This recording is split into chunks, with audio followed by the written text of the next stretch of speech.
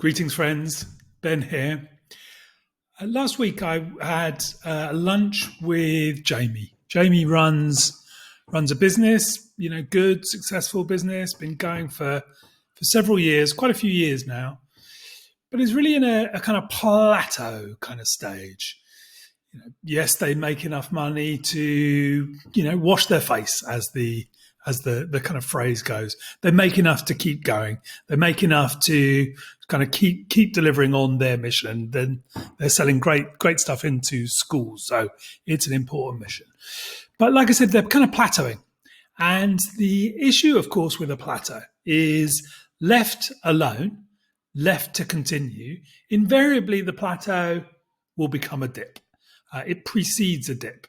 And it does that because whilst you might be plateauing, you might be running at a constant. Of course, everything else around you is in change, is in flux, is volatile to greater or lesser degrees. So while you're maintaining a plateau, things around your market are changing. Things around your customers are changing. Things around your customers' businesses are changing. All of these things are constantly in flux. All of these things are constantly in change. And that change is impacting on your business. So whilst you might be plateauing, there is change happening around you. And that change happening around you, left unchecked or left ignored, will mean your plateau invariably becomes a dip at some point. Now, I was reminded of another business which I partly own and help organize. It's an online platform, provides meditation courses. Now, casting your mind back sometime around sort of early part of last year, we were really struggling. We didn't have enough people coming to the live sessions. We didn't have enough customers buying the courses. And actually, not only did we not have enough people coming or enough people buying, getting people to come felt like an ever increasing struggle, an ever harder push uphill. Now, actually, in terms of what the organization offers, these online meditation courses, we'd actually been quite early onto the scene. Early on, offering courses, which in the beginning had been quite well received. But what happened is the market started to change, started to shift a lot. And then over the years, kind of increasingly, there were a few much bigger companies, much bigger players that really controlled a huge amount of the market, a huge amount that garnered most of the attention, most of the eyeballs. The classic 80-20.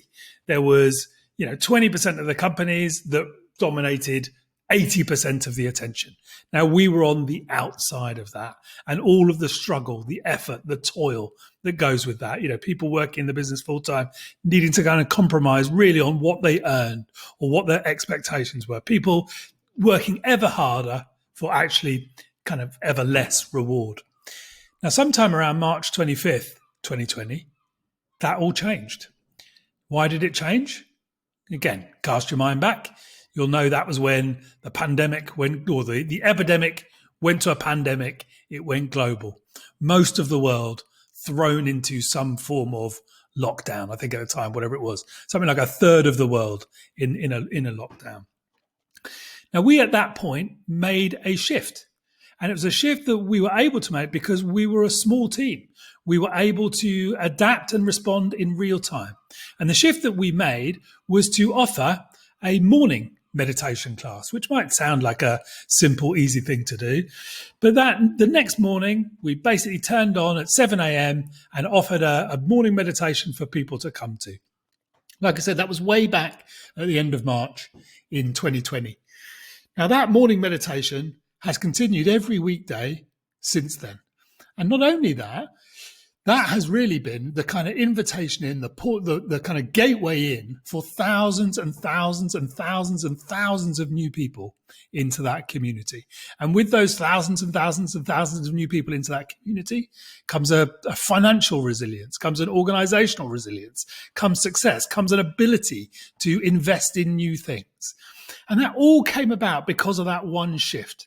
Making that change, seeing what was happening in the kind of marketplace and adjusting to it, adapting to it. Now, it's different, of course. This story is different to the plateauing business that I just shared, but the response is actually the same. You need to be able to experiment. You need to be able to respond. You need to be looking at what changes are happening in the marketplace, what's happening in the world of your customers, in the world of your clients. How are their worlds changing, and what is it that they might need? And you need to be able to respond to those things, to offer them things which kind of talk to those problems, which talk to the good feelings that they're after. And you're best able to do this with experiments, many, many series of little experiments, which kind of testing things out, testing assumptions out. And the more you do that, the more you are kind of playing in the flux that is your marketplace, the more that you are part of the volatility, which is kind of shaping and affecting everything that you do. It means that you're kind of fully engaged. Now, how best to do this, really? Because obviously, when we're right up against the coalface, when we're worrying about the next sale, when we're super focused on that next thing, it's really hard to have an objective view, to be looking at what's happening around you and to take a view about how you might best respond. And I think with the meditation platform, the reason that we were able to do that is on our management team, there's two of us, myself and one of the other leaders, who are not in the business all of the time. We come in, we have a management, we have an oversight role. We're also joined on that group by the executive director, Jake. She is in the business all of the time. But I think it's that mix of maintaining some external view, some external oversight, some objective input into what we're doing, because it's with this external view, it's with that space that you're able to kind of see where there might be opportunities to adapt, where there might be opportunities to kind of evolve, to test, to experiment new things. Because this experimenting is critical. Like I said, it's the small ways of testing things out to see what will work and what will not work. And it's from these small experiments, through these kind of little ventures, if you like, that big changes can occur. Often we kind of really kind of chase the idea that it's kind of big things that have big impact. But given that we all work in marketplaces which are constantly in flux, are constantly changing, oftentimes it's the little things which create the biggest impact. So you've got to be experimenting with lots and lots of little things. And the best way of seeing those little things is make sure you've got some objective, independent views casting their eye over what you're doing. So if you haven't already, I would encourage you to do that. Bring some people in, bring some expertise in, even if it's just informally in the first place. Get some new ideas and start experimenting. What little experiments can you play with this week, this month, this year to see what works? And when the things work, do more of those. And if they don't work, move on to the next experiment.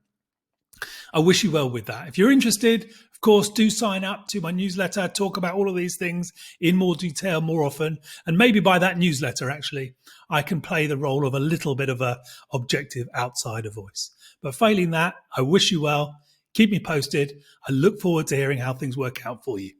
Thanks.